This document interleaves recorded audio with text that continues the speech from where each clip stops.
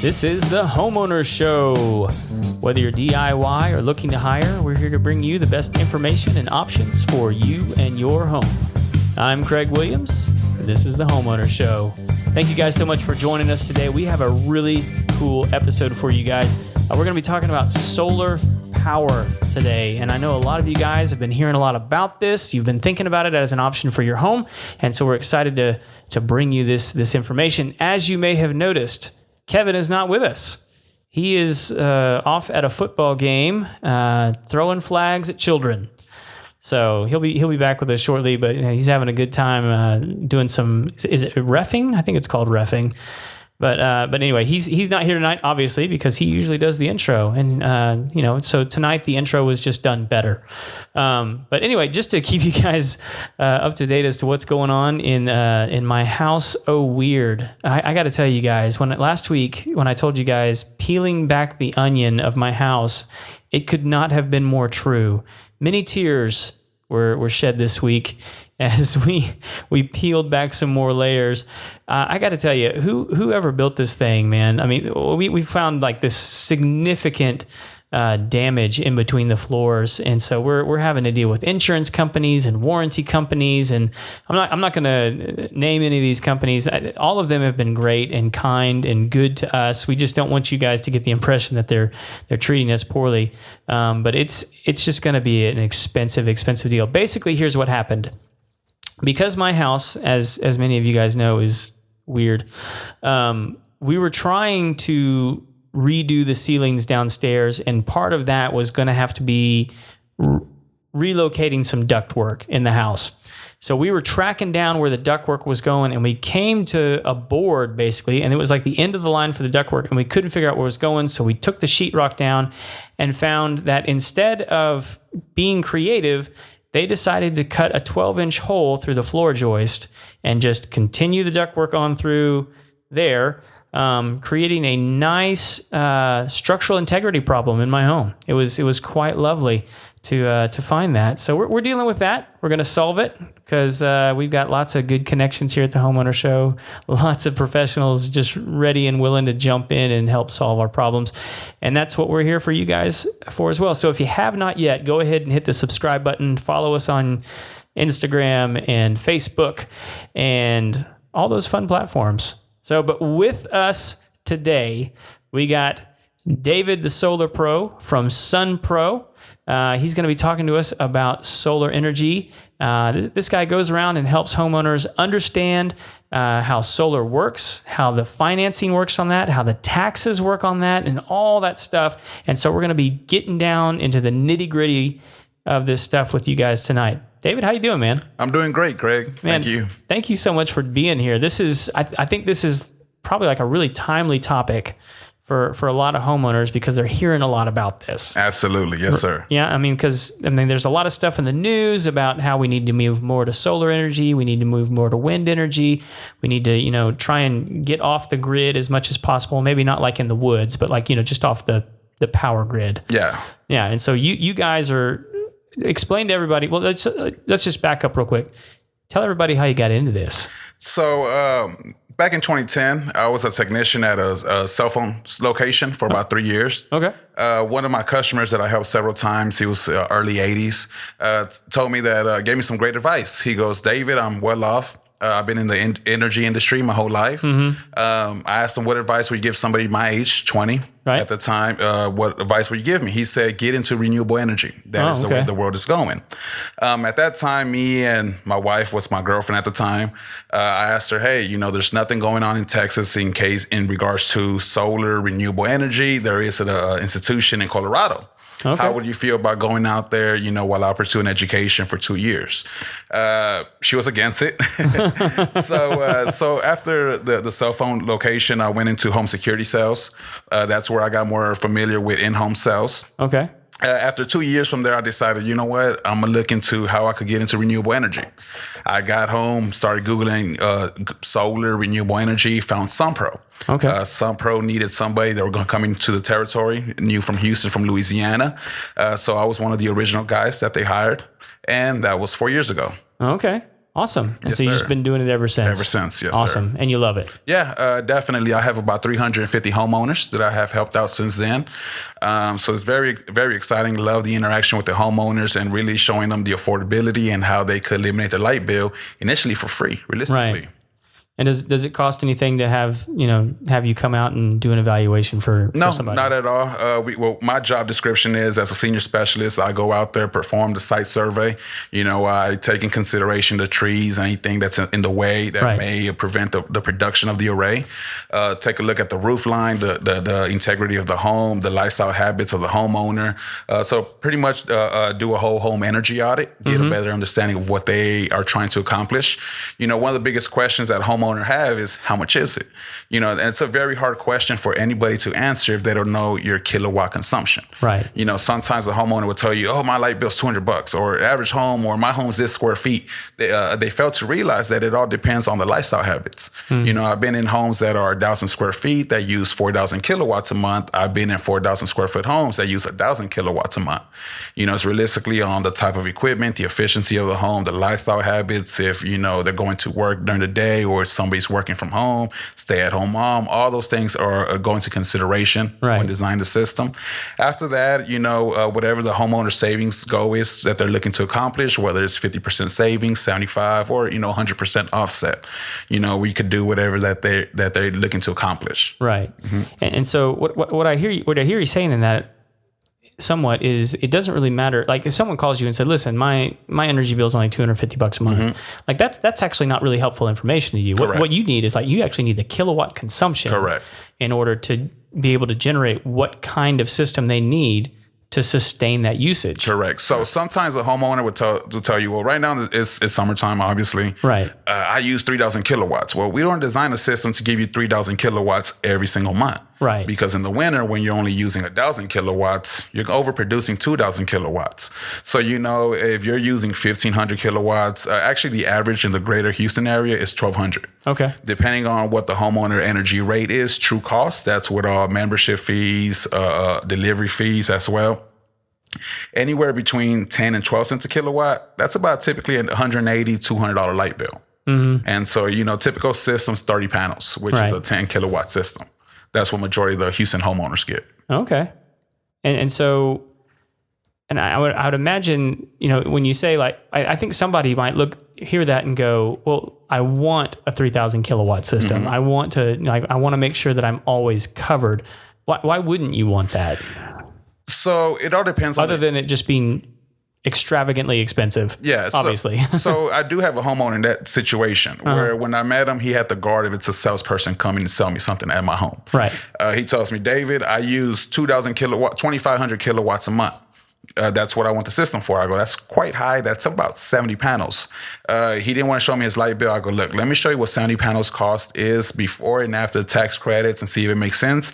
And then from there, I'll take a look at your light bills. So that way you don't think I'm manipulating pricing to your consumption." Sure. So fair enough. We did exactly just that. We determined his average was actually 1,900 kilowatts. So he would only need, I believe, 50 panels at that time. So 20 less than he was thinking. Yeah. Yeah. So he goes, "David, I still want 70. Okay. He decided to go with a cash option. We're also a roofing company, so he decided to go with a metal roof as well. So we were able to do a metal roof installation and then the 70 panel system. This was September 2017. I followed up with him 3 months ago. He has a $3,000 credit with CenterPoint. I would have preferred to save him, $20,000 with a smaller system, because you can always add on more panels when you need them. You can never buy less if you don't need them. Right. But he's happy. He loves it. It was what he's looking to accomplish. Yeah. So, no regrets in that aspect of it. But with CenterPoint or other majority of providers do not give you money back, physical money back. Right. The whole point is to offset your monthly average, so in the wintertime or the fall time, you're overproducing, building up these $5, $20 credits. So in the summer, when you use dramatically more than your average, you have about $300 worth of credits to cover the difference. Right. Now, it all depends on the utility provider, what the buyback rate is, that the payback term is. Right. In Texas, the average cash flow positive is 7 to 9 years. Okay. I do see some homeowners who think it's 15 years because that's how long the financing option is, depending if you go with that option. Or, majority of the companies offer a 25-year warranty, like we offer 25-year parts and labor. So, we program that so much into the homeowners' understanding of it that they think it takes 25 years to pay off the system. Okay. So realistically, it's about a 7 to 8 year cash flow positive. Okay. And so 7 to 8 years cash flow positive. So are you breaking even for the most part over the 7 to 8 years? Is it, kind of bounce back and forth for some people? It all depends on their rate. We're out here in Conroe, a little bit more towards Houston. There's another energy co-op company out there that when I first started 4 years ago, we're at 9.2 cents a kilowatt. Okay. Solar wasn't as big. There wasn't as many financing options. So we had 12 years. 2.99. Right. So for majority of the homeowners had about a $10 to a $25 out-of-pocket difference for year 1, year 2, year 3. But fast forward now, rates with the same energy company are 11.4. Right. So those same homeowners who were out of pocket a little bit then are in pocket savings now. Right. Typically about 11 to 13 cents is a break-even point. All depending on what you're looking to accomplish. Right. Okay, so let me ask you this, because 25 years. That's a pretty long time, mm-hmm. And one of the things that I recognize is like our technology, specifically in this area, is incentivized to change very quickly. So over the course of 25 years, I would imagine solar technology is going to be completely different 10 years from now. Not so much, because it's not like a cell phone where, every year is, 9, 8, 10, 11. Right. It's not like that. Solar, the technology has been the same since the 60s, since the 50s. Oh, really? Yes, sir. Around 2008, that's when they introduced the grid type systems. That's where they got rid of the battery backup options. That dropped the cost dramatically. They introduced microinverters as well, so that also dropped the cost dramatically. Since 2008, not much has changed. They're getting more efficient. The technology is getting a little bit better, but the whole thing, like with us, again, it's a 25-year warranty, parts and labor. Right. So and then it comes with a 25-year power production. So we already analyzed what the system is going to be producing for you in 25 years from now. Right. As much as it is year 1. There is different tiers of panels. The ones that we use deteriorate about 0.6% a year. Right. So even after 25 years, they're 86% productive. Okay. So it's not a big difference. It's not like a vehicle where they change the body style every 4 years and you want to upgrade it or stuff like that. Yeah. I guess where kind of my brain was going is like, let's say, I've had my system for 15 years and something goes wrong with it and it breaks down, but like something technologically has changed. Mm-hmm. Am I going to get brought up to date at that point, or am I going to have to go back with the old equipment that I had before? I was happy with it, but hey, it's changed. Yeah. So typically, systems independent, like what we use, is a microinverter system. So if something goes wrong, it may be one panel, one inverter, not the entire system. 15 years from now, it may be just that one panel, that one inverter. Just real quick. I think that's something interesting to point out that I didn't know, is that used to be the case. Is like if one thing went down, like the whole system went down. That's what a string inverter system. That's what it used to be. Well, there's still two types of systems. There's a string inverter, which is kind of like the Christmas light effect, where if one has an issue, it affects the entire production. Yeah, everybody hates those. Yeah, and we use a microinverter system, which each panel independently has its own microinverter underneath the panel. Right. So there's not one point of failure. We're going to be able to identify which one's having the issue.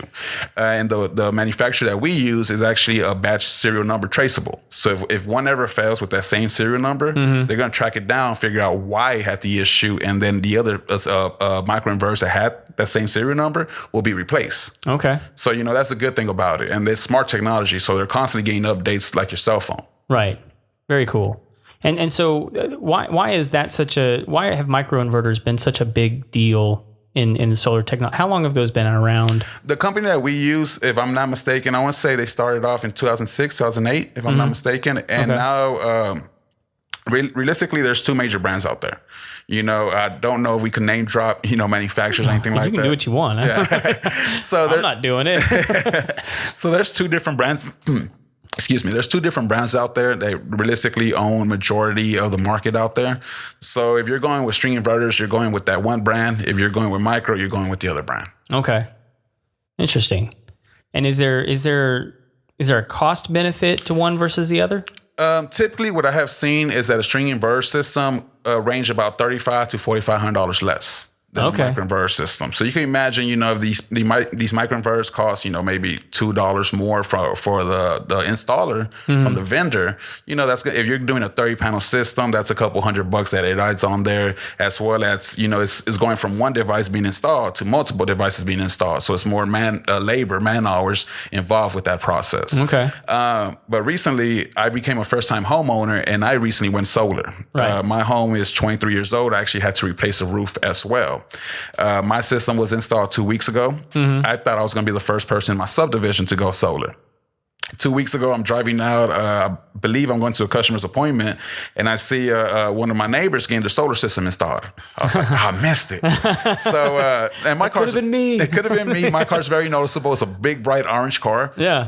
When if I interact with any of the homeowners here, they're gonna know who that orange company is. Right. And so he goes, yeah, I always seen your car around, because I stopped that day. I knocked on his door. His name was John. He goes, yeah, man, I seen you, but I never actually stopped you, and I wasn't too sure what company you were with. He goes, I met with 3 other companies. They all offer the same panels. Right. And they all offer a string inverter system.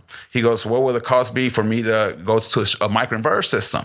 And so that was the first for me in 4 years. So I told him, honestly, I don't see it being affordable, especially because you just made this investment with 30 panel system, right. 28 panel system. Okay. With a string inverter system, and 2 days later, you want to switch it over to a microinverter system. Yeah. He's happy, but he wishes he would have met me earlier. I wish I would have met him earlier, but he's happy with it. That's really what matters, because I'm also the communications director for the Houston Renewable Energy Group. Okay. And there we educate people to adapt renewable through education, community engagement. Okay. So that way, it's a community of people that, get involved with things that are going on in the area, just so people can learn about the solar movement, renewable energy as well, and everything involved, really saving energy. Yeah.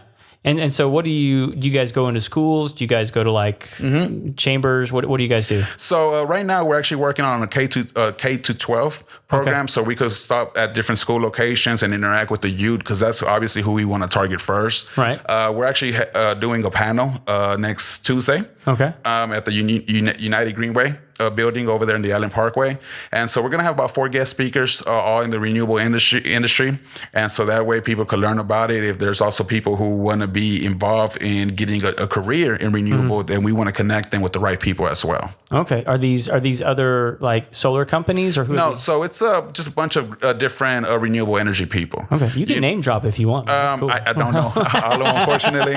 So example, the president, Angela, she works, if I'm not mistaken, correct me if I'm wrong, Angela, later on, what she does, she designs wind turbine farms. Oh, cool. And majority of her business is in California. Okay. Then you have Rachel, who also helps, in different industries. So, so it's people with bunch of different backgrounds. Yeah. All, putting their free time together and just helping Houston go green. Okay.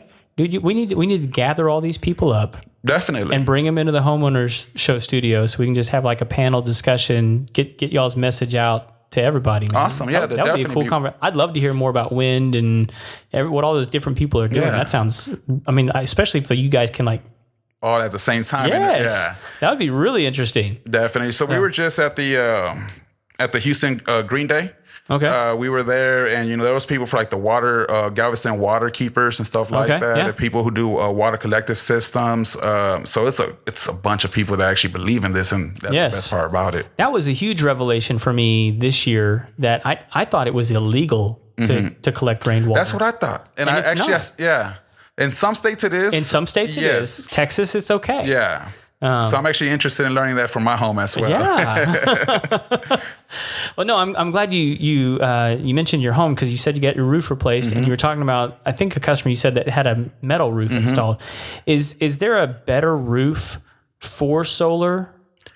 As far as manufacturers or age of a roof? Well, I'm thinking like composite wood, not wood, but like metal, tile. And there's all these different kinds of roofs. Yeah. I would imagine, I'm thinking in my brain, is one more reflective? Is one, help the system last longer? Does it make it more efficient? Does any of those things affect that at all?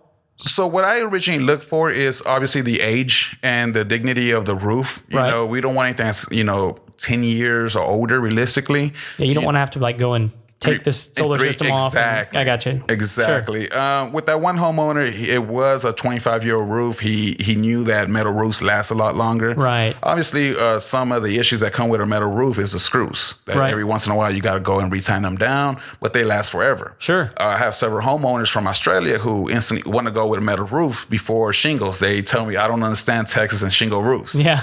And so me personally, I went with an Owens Corning True Duration shingles, which with our warranty that we offer is a double lifetime material and labor warranty. Okay. So it's on the higher end. It's a design. If I'm not mistaken, the color that I selected is a designer color. It looks great on the roof. So, it doesn't matter if it's a Spanish tile roof, it's a flat roof, if it's a metal roof, if it's a shingle roof. Right. It's all able to go solar. Very cool.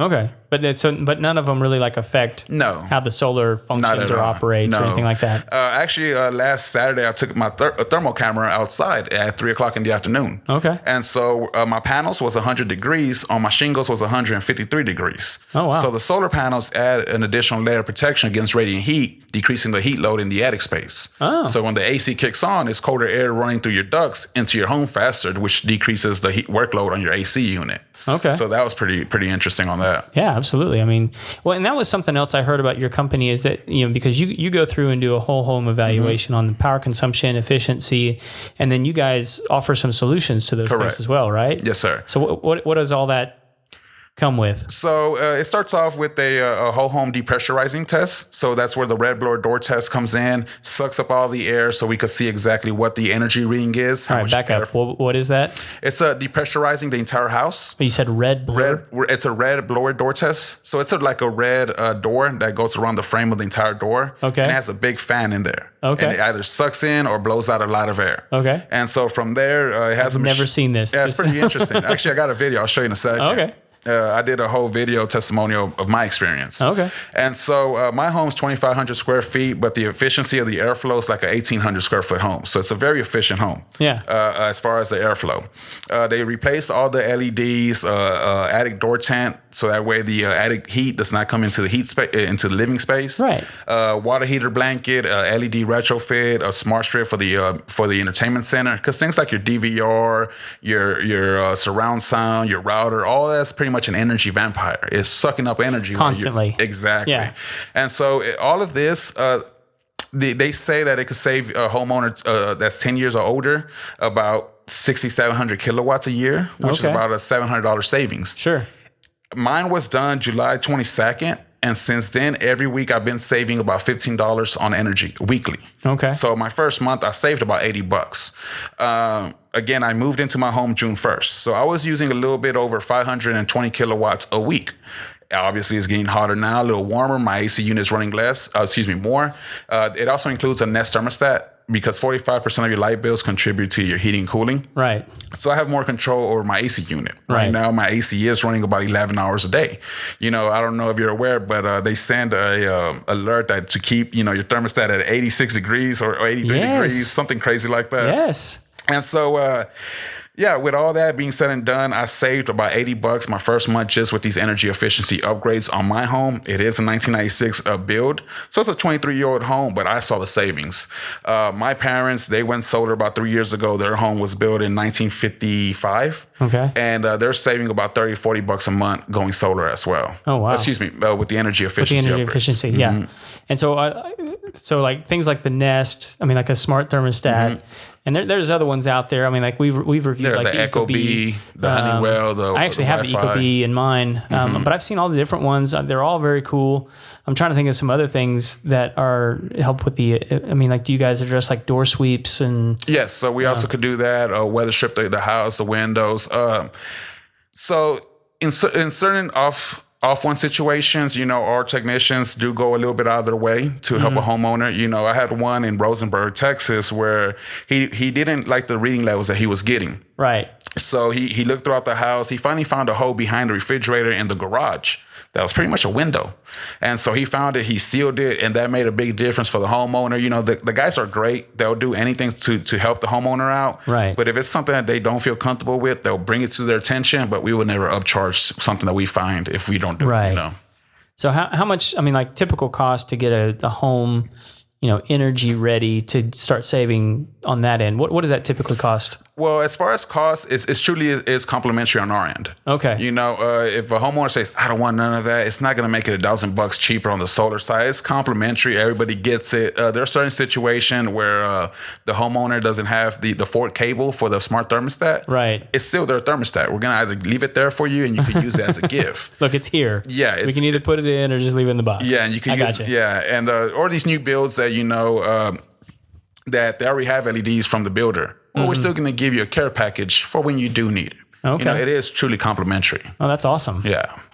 And so, what's the power consumption on an LED versus like an incandescent or a? So, like a 60-watt light bulb, it's about 6 watts.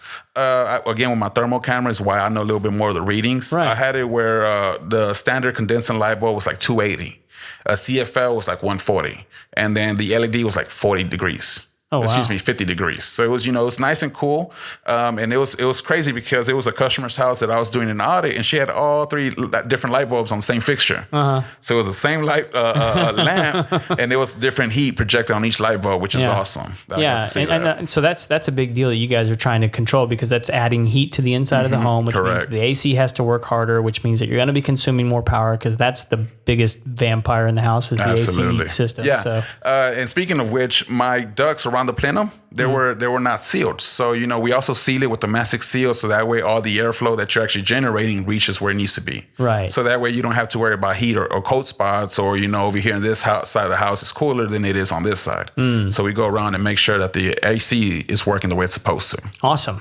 All right. So we reached out to some folks on Facebook here to get you some questions to see what people were wanting to know. So here's awesome. one that I think we were actually talking about this a little bit before the show, but this is Courtney, and she wanted to know how much would solar panels would having solar panels affect our home insurance? So 8 out of 10 times it doesn't affect the homeowner insurance. Right. They changed the rules where the dwelling side of it should cover the solar side of it. Right.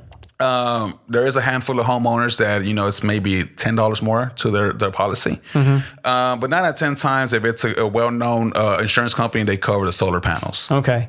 So you don't have to, I think you were saying you have to have so much, though, when it comes to a solar system now. That's with your energy provider specifically. With your energy provider, okay. Yeah, so that's your specifically. Like and when he means me, like I have to have that. So correct. And so they want you to have an umbrella policy where if something happens, they want you to be protected.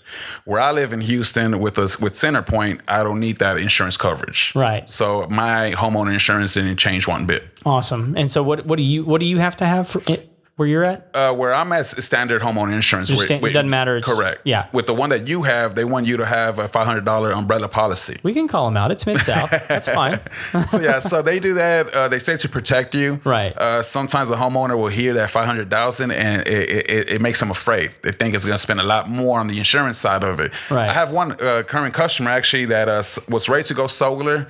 He called his insurance provider and it did go up. Maybe he said $300 a year. Right. So what's that? $4 a month or something like that. Yeah, so they were like, well, this is going to affect our savings on the solar side of it. I go, yeah, but the energy, your rate's going up a little bit more. That the $300 for your coverage, you're going to fade away with what you're spending on your energy provider regardless. Right. Would you rather put that $300 in extra coverage or throwing it away renting your electricity? Right. It's closer to $10 a month, but still, it's not that much. Yeah. All right. Good stuff. Here's another one from her. How much would solar panels increase the value of our home? So typically for every dollar of energy savings, it adds about $20 in equity. So I have a homeowner out in Katy. Not $20 in equity, $20 in equity. So every dollar you save in electricity, about $20 in equity. Oh, okay, I got you. So if you're saving $2,000 a year, multiply that by $20, that's what the equity increase typically is. I have several homeowners that have solar homes within 2 years of having their solar systems. One of the things that homeowners will say, oh, this is not my forever home, or I don't think I'm going to be here more than 5 years. Right. Average homeowners, they're within 7 to 9 years is a typical lifespan that they're at a home. What was the question? I'm sorry. No, it was how does it increase? Equity. Does it increase the value of the home? So my coworker, not too far from here off of Rayford. He actually got a brand new build and it went up $25,000 for, which is what his solar system was after the tax credits. Okay. My homeowner out in Katy with a 28 panel system, it was like a $20,000 net investment, got $18,000 in his equity increase. Okay. I have one out in Magnolia that it actually sold for $392,000 compared to $360,000 in the same neighborhood, in the same block. You know, depending on these realtors that we also try to educate them, because they'll tell you it's not going to save you that much, or you know, it's all depending on what the comp is. Well, how is it that a home that has a $2,000 light bill that in 10 years is going to save over $20,000, it's not going to add equity to the house? This home doesn't have a light bill. New homes being built now also are being pre-wired for solar. They're also having east and west facing roofs, minimum 600 square feet, which is 40 panels. Gotcha. So that's already going on now that people aren't even aware about it. Right. But architects and designers in these communities are just saying like, look, this is the way it's going. We can offer this to the people who are buying these homes as an incentive to buy our homes. Correct. Gotcha. Correct. So, you know, with my home, you know, I purchased it 2 months ago. I did a 36 panel system. I got a brand new roof, which is a 50 square roof, which is a large roof. Right. And then I decided to do upgrade to a backup battery option. So, you know, I'm actually interested in seeing my exact resale value that I'm actually going to pay to get it reappraised 2 months into my house. And the only upgrade I did was going solar. Right. And, you know, regardless of what the cost is for me, I'm doing that more to educate people. Say, this is what it was for me. Right. And I did this 2 months into my home, and I think I'm going to sell it in 8. Yeah. Well, and I think something interesting to point out about that, especially now, like, right. I mean, and so like, this is, what is this, August of 2019. So like we have crazy low interest rates right now. Correct. So if you're adding immediate value to your home and then you decide to refinance your home, you could actually capture that equity in your refinance in order to get rid of your like your PMI or something like that. So it could actually be like a really smart like financial move to add something that's going to value. And I would imagine you guys even allow, I mean, well, it probably wouldn't even be up to you, but like you could roll this back into a refinance. Yes, absolutely. I have a handful of homeowners that decide to do that. But realistically, money being so cheap on a signature loan, that is cheaper just eliminating your light bill and using that same money to pay your solar savings. Right. Yeah. Very, very cool, man. All right. Let's see what we got. What else we got here? Let's see if she's got anything else on here. So are there different package options for the home, or is it basically like, look, we're going to try and match your kilowatt usage? It's more, I know we talked a little bit about inverter systems and different things like that, but like I think there's other things that you can add on to a solar system, right? Well, the way I'm understanding that question is a package depending on the specialist that's going out to your home. Right. There is a few solar companies out there that talk about a tier 1, tier 2, tier 3 package, where tier 1 is a 18 panel starter system or 16 panel starter system. Okay. A 5 kilowatt. Tier 2 will be a 8 kilowatt system, 28 panels. Tier 3. So that's what some people may interpret as a package. But that package doesn't initially eliminate your whole light bill. Right. Because I could look at 10 homes all wanting 18 panels, and some of them's going to be a cash flow positive. Some is going to be a 50% reduction. Some of them is going to be an 80% reduction. Right. So realistically, that's why we sit during the consultation, try to figure out what is your savings goal. Do you want to offset? We typically say 90%, depending on the utility provider. Because if I tell a homeowner, hey, you're never going to get a light bill, and you get a $10 light bill in the summer, you'll be mad. But if I say, hey, you may get a $20 light bill in the summer, you get a $10 light bill, you're going to laugh. Right. So realistically, you know, if a homeowner uses 15,000 kilowatts a year, we try to design it for that, you know, but sometimes a homeowner thinks that it's unlimited power. Right. Well, we have seen a situation where they change their lifestyle habits, or people move into the house. All of a sudden, you're using double the consumption than you were a previous year. Right. You know, majority of the homeowners don't change their lifestyle habits. They're putting the same Christmas lights. They're running the AC the same that they usually do in the summertime. Leaving the TV on all day. Exactly. So that's why we design it for 12-month consumption. And obviously, you can always add more panels or go with a few less. In my situation, the reason why I went with 36 panels is because I was fortunate enough to get the light bill consumption from the previous homeowners. Okay. And they averaged 1,800 kilowatts a month. about $210, I would need 42 panels for their consumption. At my previous rental house, where it was 1,500 square feet, 1,000 square feet smaller, I was averaging a little bit under 1,100 kilowatts. Okay. I would need 30 panels. So I like the way 36 looked in my house. I have a 4-year-old. It's a stay-at-home mom as well, my wife. And I work a lot from home. So I decided to upsize my system. Okay. The previous owners, it was 2 adults, 2 teenagers. Well, my consumption, because our lifestyle habits actually line up to theirs. Gotcha. I only use 200, 300 kilowatts less than they did the previous year. So it's right there, line, just again, because our lifestyle habits were different than theirs. Right. Well, I think we just mentioned something. I mean, as far as when we're talking about packages, like how do you actually pay for a solar system? So it's no money down, no upfront costs. It's a free installation, realistically.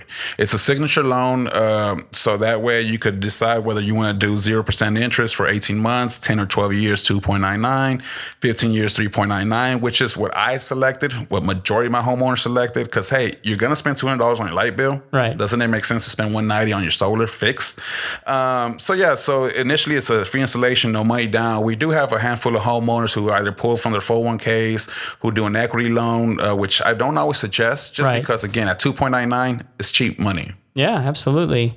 And so, like, are you guys going to run like a credit check on these guys in order to get the financing? Yeah, so it is a credit check.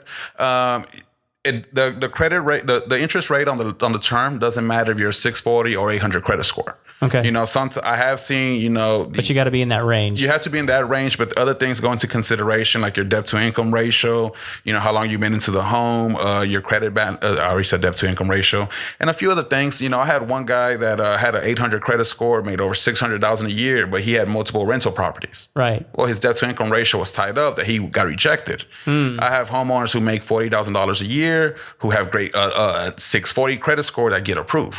So it's a per case basis. Realistically, we tell the homeowner we won't know what your payment is until you get qualified. Because in our business, we have 6 lenders. Right. So so if the tier 1 doesn't get you, then the second one may be able to do something for you. But they're all competitive rates. Right. And so that's very affordable to go solar, and it's obviously it's no prepayment penalties. Right. Well, and just so everyone knows, I mean, like, having bad credit is really, really tough because it makes it difficult to make these big financial moves that you want to make for your home. It makes it difficult to just be financially viable in this market. All right, we want to give a shout out to this week's show sponsor, Impeccable Credit Services. Is your credit 700 or below? Do you have collections, late payments, or negative items on your credit, such as tax liens, judgments? No worries. Just contact Impeccable Credit Services for all of your credit restoration needs, with 2 physical locations in Houston and the Woodlands. This family-owned and operated company can assist you towards success. Just give them a call at 713-378-1500. And I encourage you guys to give, if you guys are struggling with your credit, give our friend Glamour a call over there, and she will set you up right and get you guys back on the path to financial peace. So you can, apply with guys like David over here to get yourself a solar system up on your house and start saving yourself some money. Wouldn't that be nice? So give them a call, 713-378-1500. Thank you, guys. David, man, we have some other questions that we pulled up here, and one of the ones that I was interested in is I assume that there are lots of different people producing panels and inverters and all these kinds of things. So do you guys work specifically with like a manufacturer, or are you guys pooling from like lots of different places? How does that actually come about? So the panels that we use are LG. LG, okay. Everybody knows LG is a big company. They stand behind their products. Not being biased because we use them. My soundbar that I bought 10 years ago still works just as good as day one. The sellers of my home actually left the washer and dryer for us. They're LG. LG. The TV in our bedroom's LG, and I bought that 5 years ago. I've only been doing this for 4. And so SunPro exclusively uses LG panels? No, so they are I believe, 2 to 3 as far as the top 5 panels. Okay. And then we use JA Solars, which is a little bit more economic. a little bit more aggressive in pricing, but there's, Mission Solar, which is out of San Antonio. You have SunPower Solar that also make great panels. So there's several brands. You have Q-Cell, Hovan as well. And you guys can pull from all these. Correct. Okay. But we just use LG just because of the experience that we have been having with them. Yeah. And, when you're talking solar to homeowners and you're comparing panels, you'll see that where LG stands at. Right. And that's why we use them. Okay. So what's the big standout for you with LG panels? The durability. The durability, the efficiency of it, and it's only a 0.6% deterioration a year. Okay. So even after 25 years, they're 86% productive. So are you not going to, like with another panel that's not LG, are you not going to be able to do like a 25-year warranty? With us, we still warranty it because we calculate everything. We the deterioration on that selective panel, we factor it in. When we design the production numbers, we're using 4.5 hours daily sun hours. Okay. So we are taking everything in consideration. Give you a perfect example. My 36 panels is going to give me right under 15,000 kilowatts a year. Okay. I have a homeowner that went with the same 36 panel system that's going to get right under 16,000 kilowatts a year. He has better placement than I do. Gotcha. But okay, and placement, that's one that I've heard a little bit about. Mm-hmm. And when I've had a couple of solar guys come out and look at my place, one of them was really insistent on not putting the panels on my roof. Mm-hmm. They wanted to put it out in the field up on some risers and things like that. Is there a benefit to that versus it not being on the roof? No. Because he could just place them just right?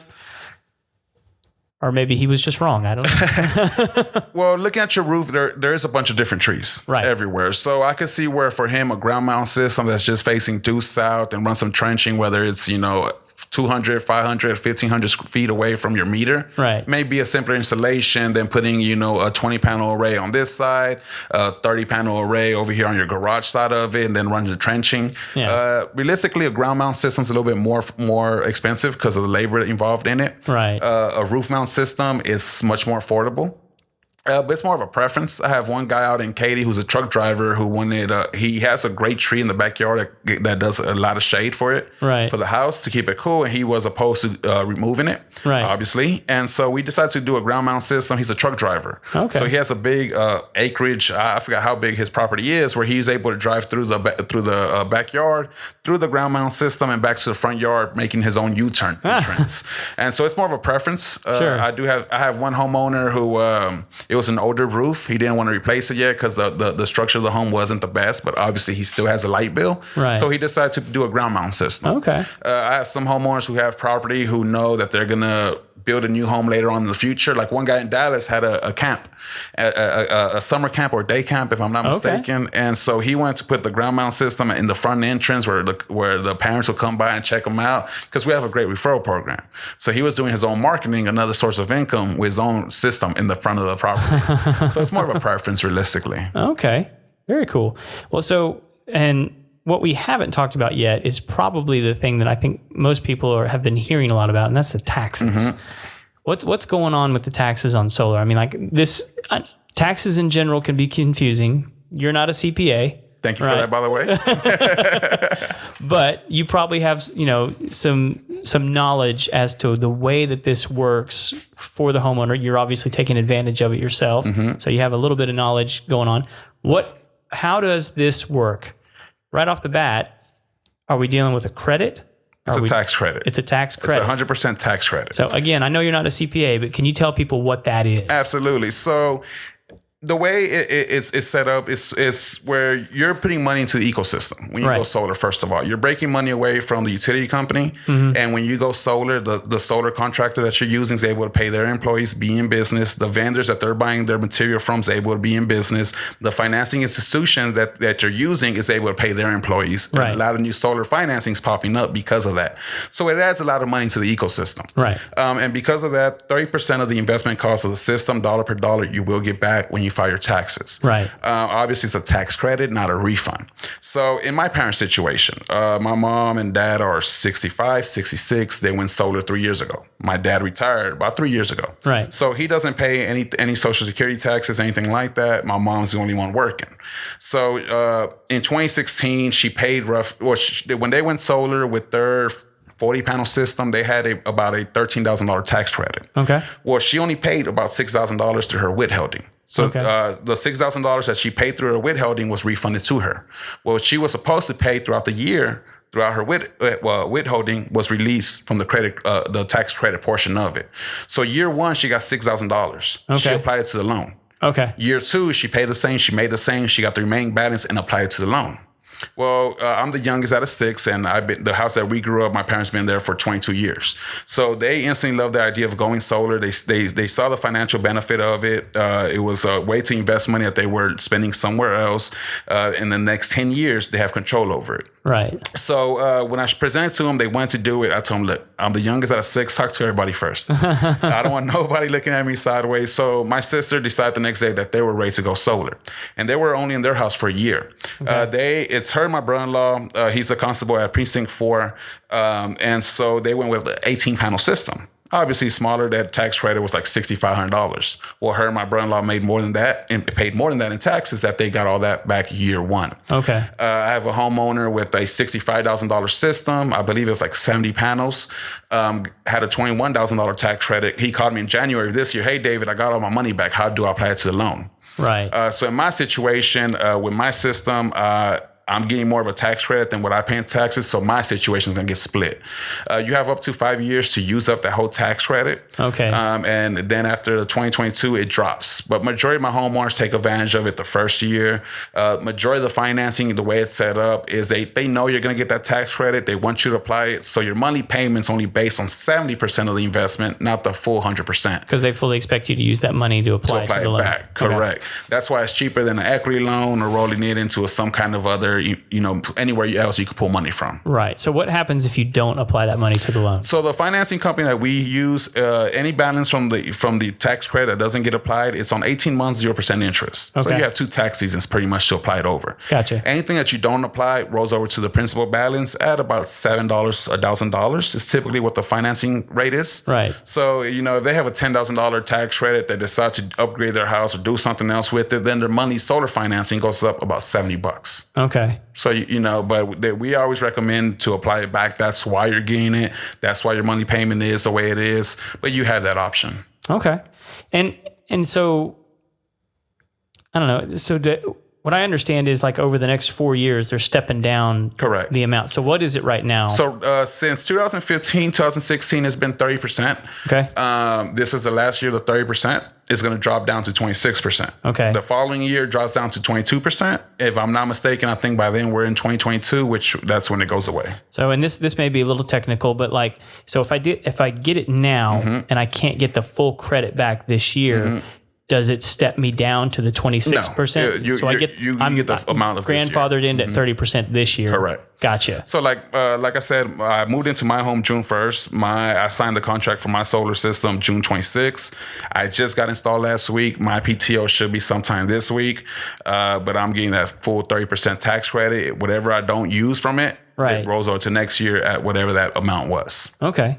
And you were also telling me you've got kind of a cool battery situation going on at your house. What? So I decided to go with the Tesla Powerwall 2. Okay. Yeah, it's what I decided to upgrade to. That's awesome. Yeah, it took some convincing on the wife end, but I was able to convince her on it. She saw it as it was more of a toy. Sure. Than anything else, but luckily I talked to my neighbors and they said during Hurricane Harvey they lost power for 3 days. Yeah, she's not complaining anymore. Oh yeah, but yeah, so it was a nice upgrade for the Tesla Powerwall. Wasn't too sure if we will ever use it. Right now, I have a feeling we may use it. But yeah, it's a Tesla Powerwall too. So does it engage before you guys start pulling from the grid? So with the Tesla Powerwall, you actually have that option to program it however you want. Okay. So there's a few utility companies, majority of the co-ops that give you a wholesale rate on the buyback. So we could program that before you send any power back to the grid at a fraction of the cost. It will charge up your battery. Right. And then that excessive after that, you'll send it back to utility company.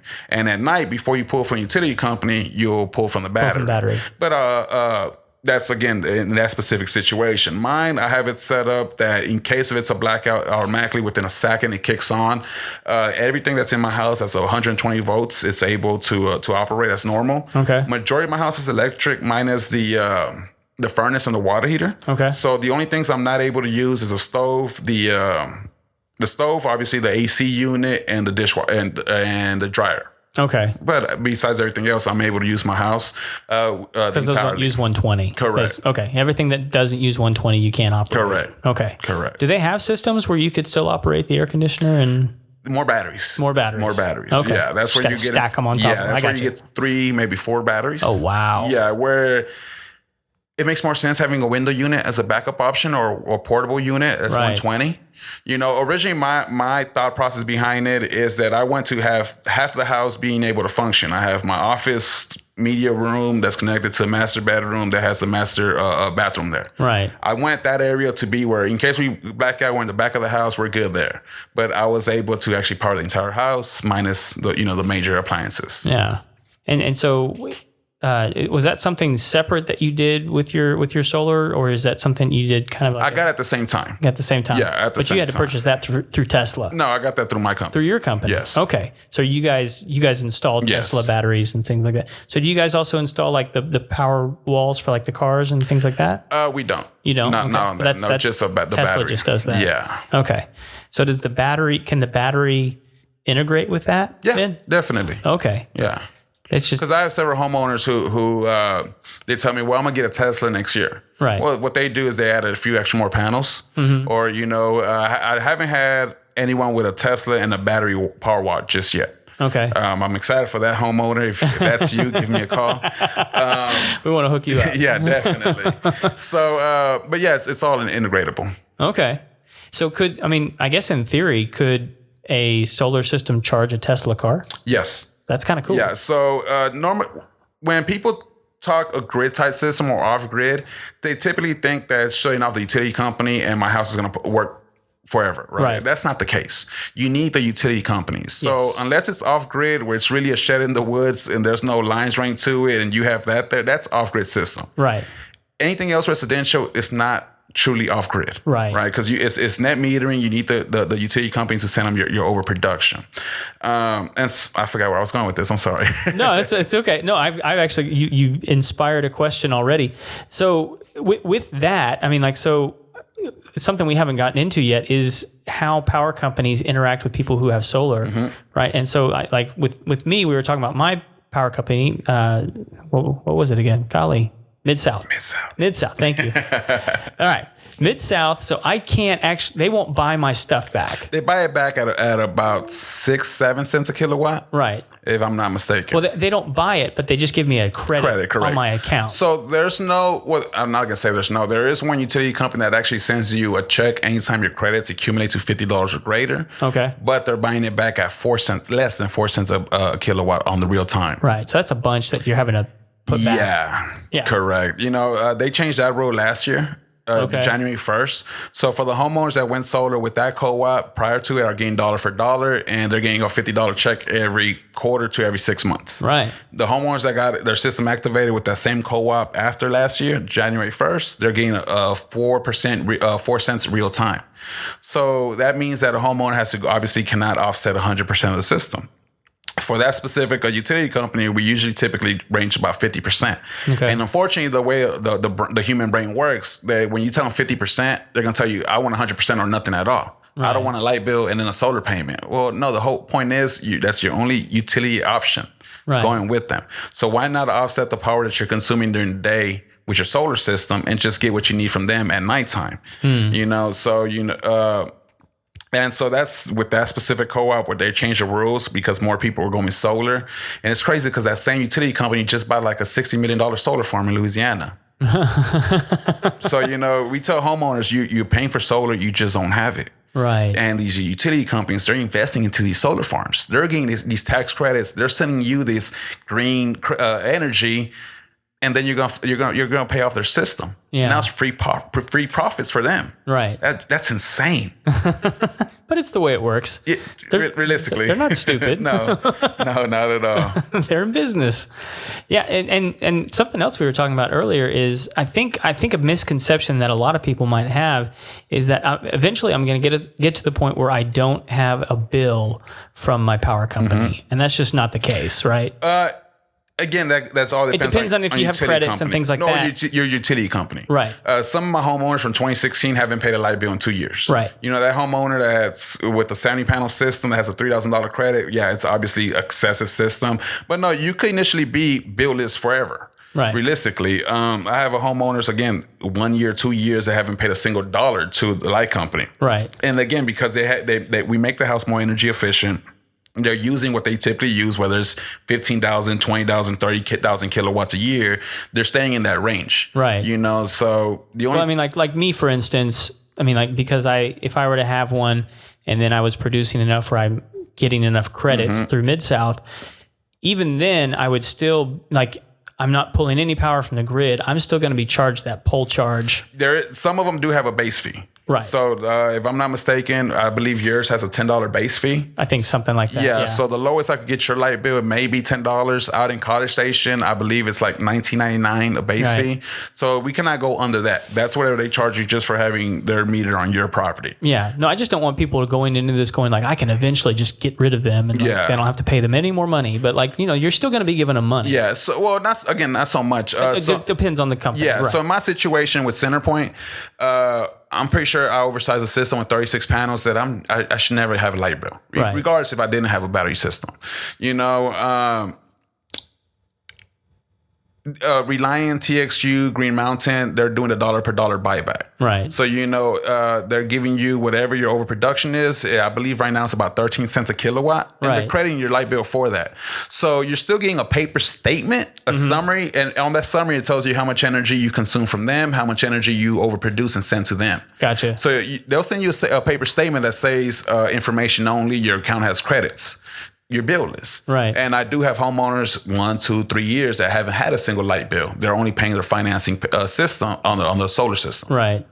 Which, I mean, the way you guys arrange that, it ends up being pretty similar to what they're paying on their light bill. Correct. Right. So, I mean, like, is between those two, I mean, the credits versus a buyback, is there one that's better, like, tax-wise maybe? Or is it like... Well, the credit or buyback, what are you talking about? Well, because you were saying there's some that like, well, if you go over $50, they'll just send you a check. Whereas this company has a credit. Gotcha. So that one utility company that actually gives you a check anytime your credits are $50 or greater. Right. I always tell homeowners apply it back because they have a $10 base fee. Okay. You can go out to eat if you want to. But see, then what happens is, where you could have gave them $100 back in checks, where you would have had credits for summer. Now you're paying a little summer difference. Gotcha. And then I have a homeowner tell me, hey, my light bill came out $40-$50. Well, did you get a check? Yeah. Did you apply it? No. Well, there you go. Yeah. So that's where it went. Yeah. I prefer the credit term. Right. Because we don't design the system as far as an investment. You're not trying to get $500 or $1,000, you know, every year from your solar system. No, you want to offset what you're spending anyways. And instead of renting your power, you own it.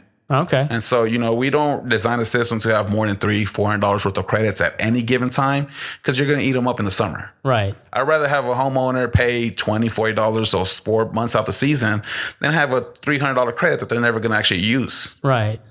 Interesting. Okay. That makes sense to me. Well, and let me ask you, out of everything that we've talked, because we've covered a lot, what do you think is probably like the biggest misconception that people have when it comes to solar? It's free and the government's giving you grants. No one's coming to your house to put solar panels for free. Right. To eliminate your light bill. Right. That's one of the hardest things that homeowners are so misinformed. Or, you know, there's a lot of clickbait information that you see online that talks about, you know, Texas homeowners are getting paid to go solar. Yes. That's not the case. I've seen that. Yeah, that's clickbait. You know, it's a lead source. They're going to go in there. You're going to type in your information and your contact information is going to go to several companies. Right. That lead generation company, it's either going to sell your information exclusive to one solar company for $100 for your phone number and email, or it's going to get sold to a bunch of different companies that have $10, $15, $20 for that lead. And so when I go to those homeowners, the first thing I ask, how did you hear about us? Oh, I saw something on Facebook. Oh, you didn't see SunPro, you saw one of those ads. Right. So the first thing I have to let you know, hey, it's not free. This is the way it really works. Yeah. Even with senior citizens, sometimes they think that even for being a senior citizen, it's free for them. That's not the case. You know, there's a tax credit because, again, you're applying money to the ecosystem. You're taking control over how, you know, you power your home. You're breaking from the light company. And you're doing something a little bit better for it. And obviously making environmental impact is just a plus. Right. But the main reason why people go solar is because, first, it makes financial sense. Sure. But that's probably one of the biggest misconceptions. Or that it's a grid tied system or off grid and you don't need to have the utility company involved. Yeah. Those two. Okay. Interesting. And this has all been really, really good information. I hope everybody's been paying attention because you've thrown a lot at us. A lot, yes. Yeah, definitely. and it's a lot. It's a lot to take in. Correct. Yeah. So, and anything else that we haven't covered yet? So, a lot of homeowners, there's a sticker shock when you go solar. You know, they ask you how much is it. If I tell you $10,000, oh my God, that's a lot of money. I'm still lying to you because it's not 10,000, it's more. Yeah. But that's just the way the human brain is programmed to work. Right. You know, what I tell homeowners all the time, imagine if I was a financial advisor and I told you, stop putting your money over here where there's no return, you have nothing to show for it, and put it over here back into your home where you're going to have control, build equity, and it has an endpoint. Which one will you do it? But because my shirt says the solar pro, I'm the solar guy, I'm the enemy, right? Right. And so, that's what I tell homeowners all the time is the way the money moves. Okay. You know, you're going to spend it regardless one way or another. The other misconception that I have quite a bit, and I'm drawing now a blank because I had it ready. We'll come back to it. No, it's fine. So, I mean, like $10,000, that does sound like what yeah. So what I was going with it is, imagine if I told you, hey, you could lock in your rate at 6 cents a kilowatt. Okay. $180 a month. 1,500 kilowatts. And once you in 15 years, once you get to the endpoint, you're not paying it no more. You'll jump on it. Right. All right. But it's hard for homeowners to understand, hey, I'm gonna spend $20,000 in 10 years. I can spend 18 going solar. Right. Or, sometimes the homeowner thinks going solar is instantly savings the month one. Where sometimes, again, depending on your energy rate, that's what varies the saving side of it. Right. So, if you're paying 9-10 cents a kilowatt, yeah, there is a little out-of-pocket difference. But going solar is not so much to have an instant savings day one. It's, in the 10 years, you're going to spend this money one way or another. It's better putting it back into your pocket. Right. Well, not only that, the equity on the property. I mean, like you're kind of getting phantom income that way as well. Correct. So what does like an average solar system cost for 3-2 home? And that's going back to there's no such thing as an average. Yeah, you're right. Yeah. But statistics show that in the greater Houston area, homeowners are going with about 28, 30 panel system. That's typically a 8 to a 10 kilowatt system. That's for some people using between 12 to 1,300 kilowatts a month. That's for those 2,000 summer months and those, 800 winter months. Right. That's typically the average system. Then again, when my rental home, that's what I would have needed. Okay. Then you have homes that are new construction or people that just moved into the home that they say, I want to wait a year before I go solar. Why? You're going to spend at least $100 of power every single month. Why not get a starter pack system? You can start off small with 8 panels, 12 panels, and always add to it as you get a better understanding of how much power you use. With us, we offer lifetime monitoring. So you have your smartphone that communicates with your solar system that shows you in real time how much power you're consuming and producing. So you're not wasting energy cooling an empty house. We give you all the tools to be more energy conscious. Right. And so that's, even if it's a brand new home, you can still go solar. There's no reason to wait. So so I say I do want to do like a starter pack, which is an 8-panel system, and then I'm like, oh, this is actually pretty cool. I want to go, full solar. Can I then roll that into a new loan if I add on to that system, or am I going to have to am I having like 2 separate loans running if I want to upgrade that system? I'm not sure on that one, to be quite honest with you. Because majority of the companies, they don't want you to have multiple loans. Sure, yeah. Just because you're already tied down to one. So on that one, I have had a customer that after Hurricane Harvey, she had a settlement with the insurance company. Right. And she went with a 20-panel starter system cash. Obviously, it's not going to offset their entire bill. She just wants to start off with that. A year later, she got her credit situated a little bit better, and she was able to roll it into the financing. Well, credit and financing was still new to her, that she got approved up to the max, but she didn't want to use that max. She decided to add another 20 panels. Oh, wow. This year, she paid off the other loan from last year. She decided to add a power wall and 10 more panels. Oh, my goodness. So you have control over how you want to add more. Again, it's easier to add when you know you need them than to take them. You can't take them off if you don't need them. Right. And I imagine like what you were talking about before, it's easier to add on to like a microinverter system versus what was it? A string inverter. String inverter. Right. Thank you. I'm learning all the words All the new today. terms. I can go work for you now. Awesome. Looking forward to it. Yes. All right, man. Anything else we need to, I'm sure there's lots of other stuff we could talk about, but anything that you can think about that we haven't talked about tonight? When a homeowner looks into solar, a lot of people think it's a bad thing to make a same day decision. Right. Majority of my homeowners are same day homeowners. Right. And as long as they have a clear understanding of what Meaning you've explained it to them, they make a decision right then. And they never met me before. Right. Regardless if I'm the first person or 10th person that they met. We with our platform, we set it up where the customer understands it thoroughly, and as long as the homeowner understands what are the risks involved, how you protect it by going solar, the material and the installation process, and the affordability, then you can make an educated decision at the end of a 1 hour consultation, regardless if it is a $10,000, $20,000, $30,000 system. Right. One of my biggest installations was a 125 panel system. $125,000. The homeowner had a $5,000 kilowatt average light bill, about $500 a month. Right. They decided to go solar the same day. They were in their late 60s, early 70s. I was like, wow. And to be quite honest with you, I didn't expect for them to purchase that. But that doesn't change the way we're going to interact with the homeowner. Right. I treat them the same way I treated every other homeowner. I thank them for the time. I go, okay, guys, let me know. We'll go from there. So I thanked them and I left to my next appointment. They call me back. Hey, David, we want to do it. I was shocked. Right. And so then I realized, there is no real age group for people going solar. You have people in their 60s and their 70s that say, I'm too old to get a 25-year investment. Again, this is a 25-year warranty. Right. That's what they think. I should have done this when I was younger. Then you have people who are in their 30s, 40s. This is not my forever home. You're going to pay power regardless for 8 years. Right. Why not have control over it? And I don't have a financial background of homeowners. I don't have a bunch of doctors going solar, a bunch of lawyers, a bunch of chefs. It's regular people. Right. Realistically, when we go out to a nice subdivision in the middle of Houston, they are less likely to go solar than somebody out in the countryside. Okay. Just because for one, there's somebody coming out to the house. So they're happy about that. But no, they understand the money. It's easier to understand. And the hardest people to convince to go solar, actually, let me take that back. You don't have to convince nobody to go solar. The numbers make sense. Right. And so, but the people that have the hardest time making a decision are usually engineers. Sometimes they're too smart for their own good that they miss the simple stuff. And I have seen it where they start breaking these numbers down in ways that it's actually not even the way that it actually is. Right. And so, a lot of engineers actually miss out on the savings, focusing so much. I had one guy that said that the devil's in the details. I think that's the expression. Sure. Yeah. And so, they analyze it and they miss out on good opportunities. Right. Then you have people who don't analyze every single thing that way, but they're saving $2,000 a month. A year.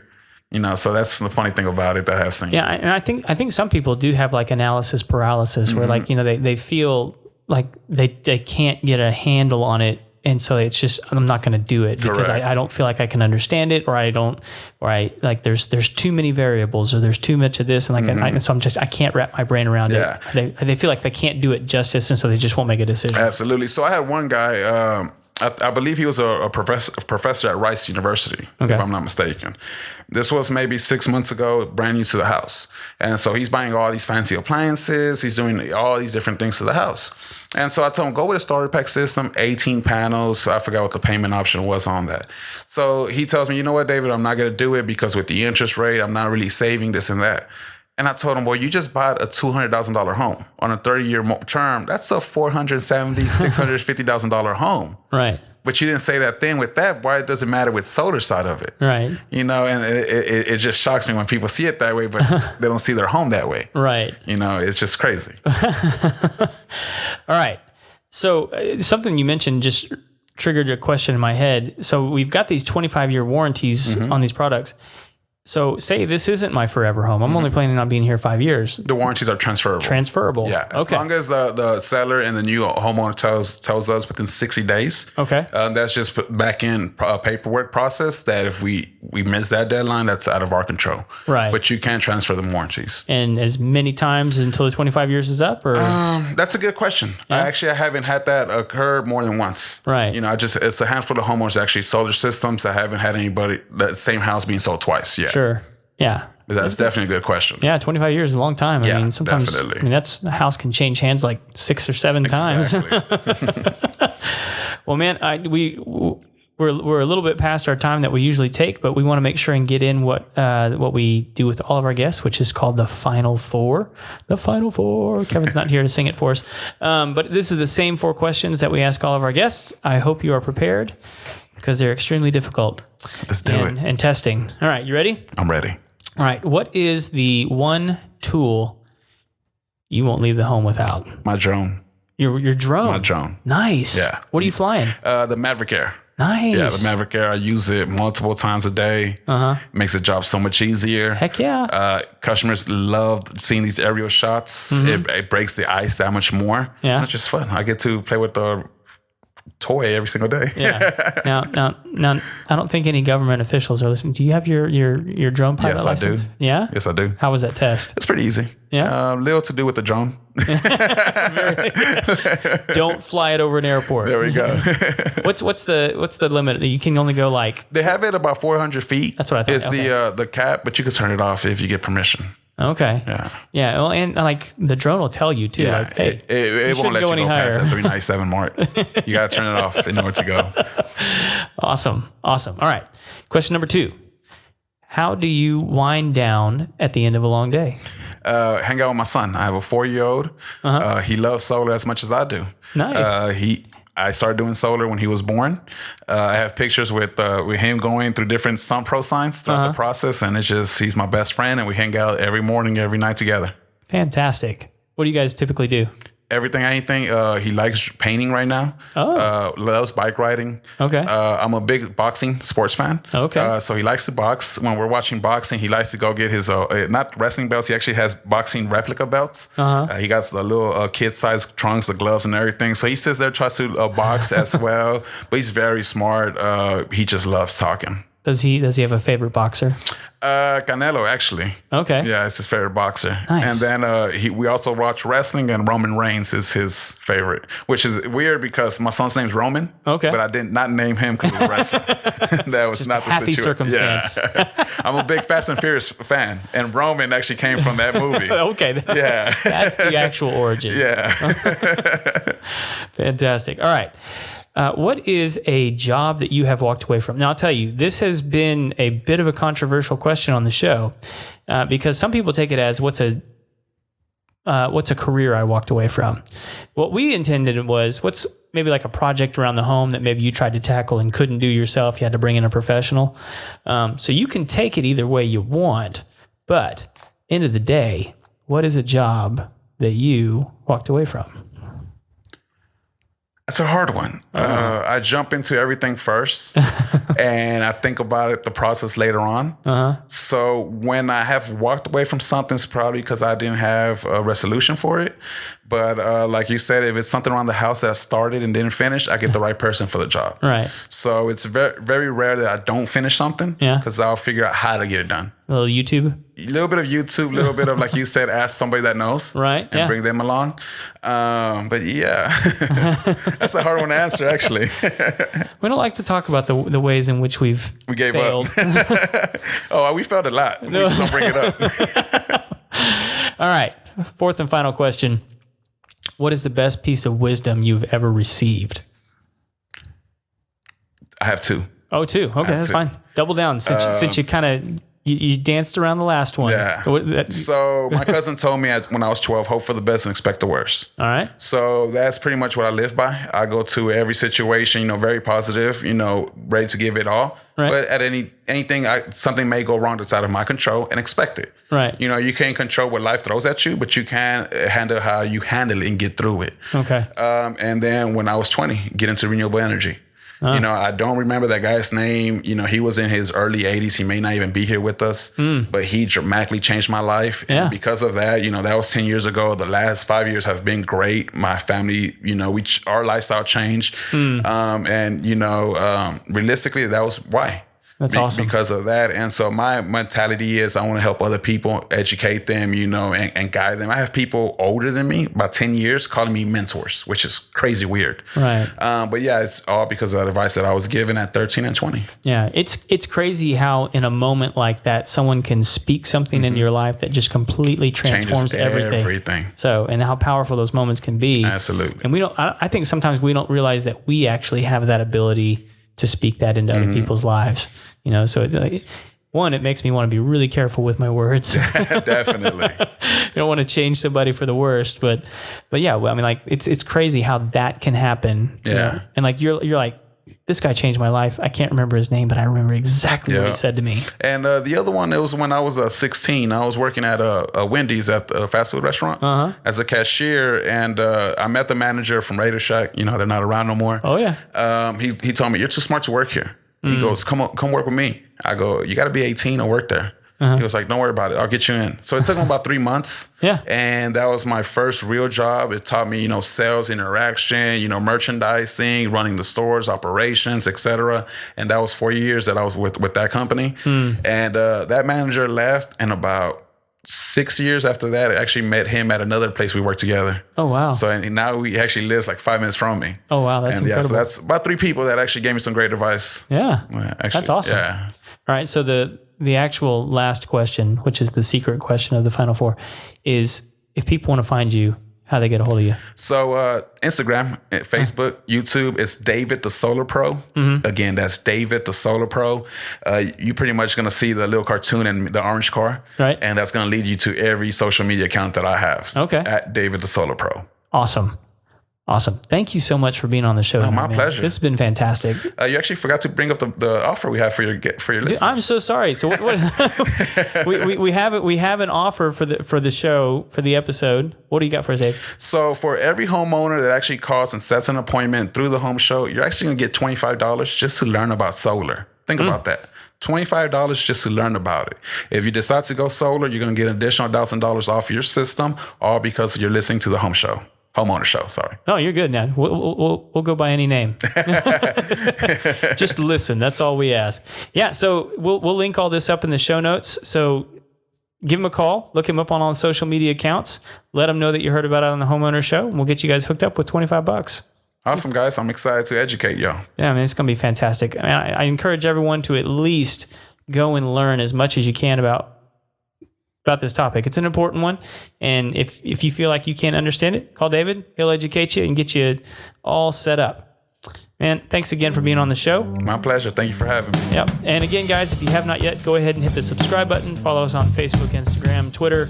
But again, you probably won't pay attention too much on Twitter, but we're over there for you guys. That's all you'll do. Thank you, guys. We'll see you next time. See you.